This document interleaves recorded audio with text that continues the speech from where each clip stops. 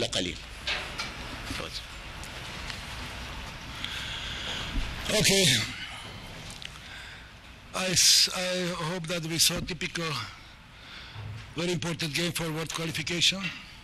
Translate immediately. اوكي، كانت مباراة واقعية، مباراة مهمة في تصفيات كأس العالم في طريق النهاية كأس العالم. Of course, both sides had enough information about opponent. الفريقين كانت واضحة الأمور، يعني إن الفريقين كانوا مكشوفين حق بعض وعندهم معلومات كافية عن بعض.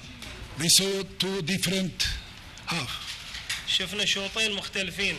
My opinion, we lost first 45 minutes because we played it passive, like we were afraid if our opponent will score the goal maybe from standard situation, from counter attack.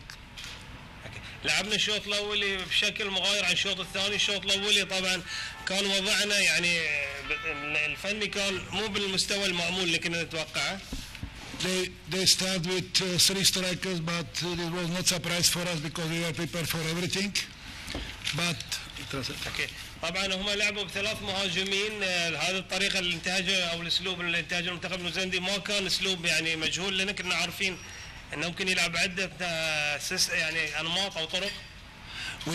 We play first half too slowly and many balls we change between the defenders and between Salmin and Jalal and not straight forward the ball behind the defenders because I think one against one is little like weak point from New Zealand.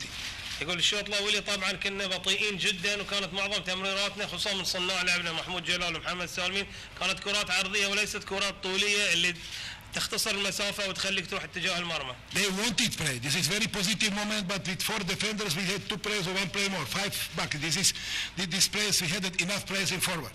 طبعا طريقه المنتخب النيوزيلندي يمكن في الشوط الاول اجبرتنا في وجود ثلاثه مهاجمين، فيمكن ابقت على لاعبينا خصوصا في خط الدفاع او الاظهره من منعتهم من التقدم.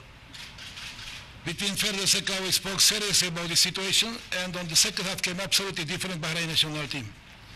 يقول في فترة الاستراحة أعطى تعليمات صارمة حق اللاعبين على أساس إنه يتلافون هاي الأخطاء ويسرعون من اللعب ونوصل مرمى المنتخب النيوزيلندي عن طريق أقصر المسافات، خصوصا إنهم في الجانب الفردي أو اللي مثل ما نقول دفاع المنطقة محتاج نوع من السرعة كان. More active, more aggressive, and we created maybe 6 opportunities. From the 6 4 must be 100% goal.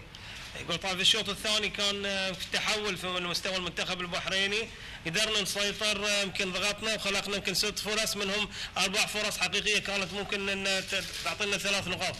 Positive moment, we had opportunity, but last ball, quiet and also excellent concentration from GC John for my side like this. طبعا يقول لعبنا كرة قدم ممتازة خصوصا في الشوط الثاني كنوعية. for example. طبعا تحصلنا مجموعة من فرص، واعتقد فرصة سلمان عيسى اللي في القائم كان مفترض انها تكون كرة عرضية ممكن ينهيها جيسي جون. Of course, we have experience from the game against Australia. We can lose also this game because New Zealand team was waiting only standard situation corner.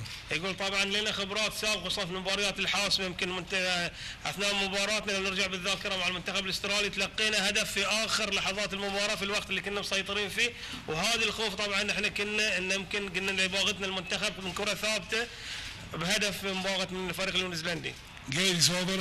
We have to concentrate for the next round in New Zealand. We must try again because 0-0 the same result like against Saudi Arabia, and we try to fight about our last chance to qualify for World Cup in New Zealand. انتهى الشوط الاولي، طبعا في شوط ثاني هناك في نيوزيلندا والنتيجه 0-0، واعتقد الفريقين كفتهم يعني متساويه في انه يوصلون نهائي كاس العالم ويتغلبون على بعضهم يعني. Okay, thank you. أي سؤال إخوان؟